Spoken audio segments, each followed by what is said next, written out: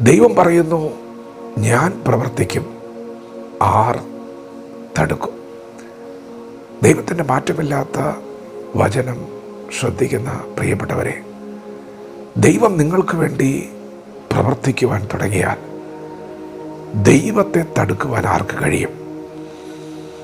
ദൈവം നിങ്ങൾക്ക് വേണ്ടി അനുകൂലമായി പ്രവർത്തിക്കുവാൻ തുടങ്ങിയാൽ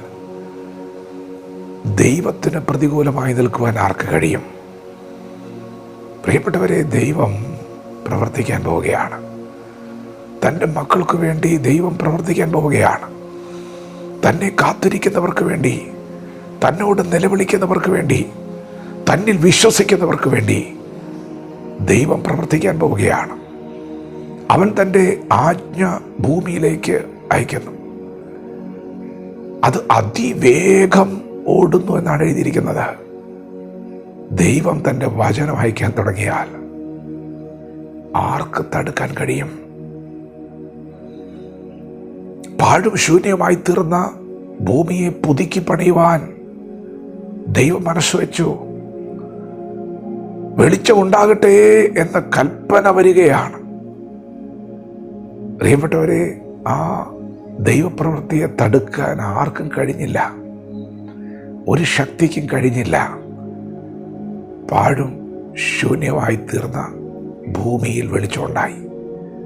നിന്നെ പാഴാക്കി കളയാനും ശൂന്യമാക്കി കളയാനും ഇന്നലകളിൽ ചില ശക്തികൾ എഴുന്നേറ്റിട്ടുണ്ടാകാം.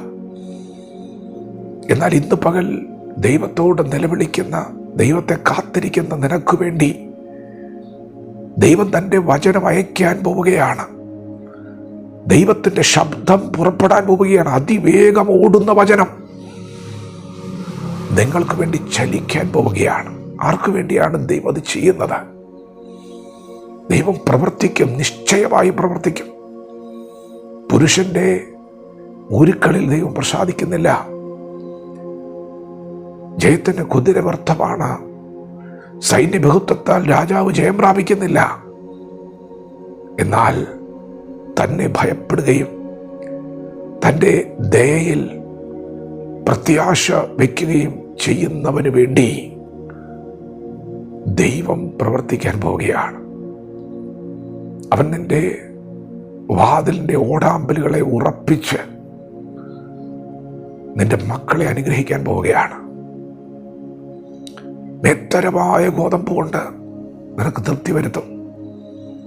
നിന്റെ ദേശത്ത് സമാധാനം ദൈവം വരുത്താൻ പോവുകയാണ്.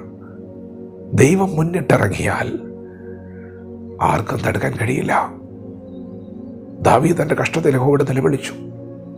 നിലവിളി സ്വർഗത്തിലെത്തിയപ്പോൾ ദൈവം ഇറങ്ങി വരികയാണ്. ഭൂമി കുലുങ്ങി എന്ന് എഴുതിയിരിക്കുന്നത്. പ്രിയപ്പെട്ടവരെ, ദൈവമാണ് നിങ്ങൾക്ക് വേണ്ടി പ്രവർത്തിക്കാൻ എഴുന്നേൽക്കുന്നെങ്കിൽ, ഇന്നലകളിൽ നിങ്ങളെ ശൂന്യമാക്കിയ, നിങ്ങളുടെ നന്മയെ തടഞ്ഞ, നിങ്ങളുടെ മുന്നേറ്റത്തെ തടഞ്ഞ ശത്രുക്കൾ ചിതറിപ്പോകും. വിശ്വസിക്കുക, ദൈവം പ്രവർത്തിക്കും. കാത്തിരിക്കുന്നവർക്ക് വേണ്ടി, വിശ്വസിക്കുന്നവർക്ക് വേണ്ടി, നിലവിളിക്കുന്നവർക്ക് വേണ്ടി ദൈവം പ്രവർത്തിക്കും. നിശ്ചയമായ ഒരു പ്രവൃത്തി നിന്റെ ജീവിതത്തിലുണ്ട്. അന്ന് നിനക്കെതിരെ ഒരു ശക്തിയും തലപൊക്കുകയില്ല.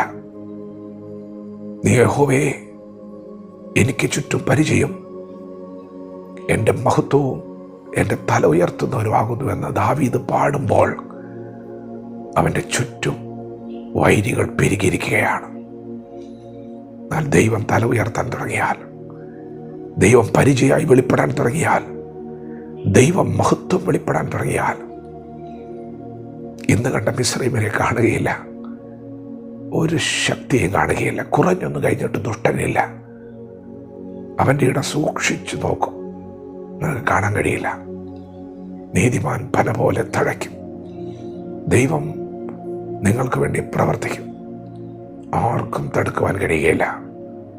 വിശ്വാസത്തോടെ വചനത്തെ സ്വീകരിക്കാം. ദൈവം നമ്മെ ഓരോരുത്തരും പകൽ അനുഗ്രഹിക്കുമാറാകട്ടെ. ആമേൻ.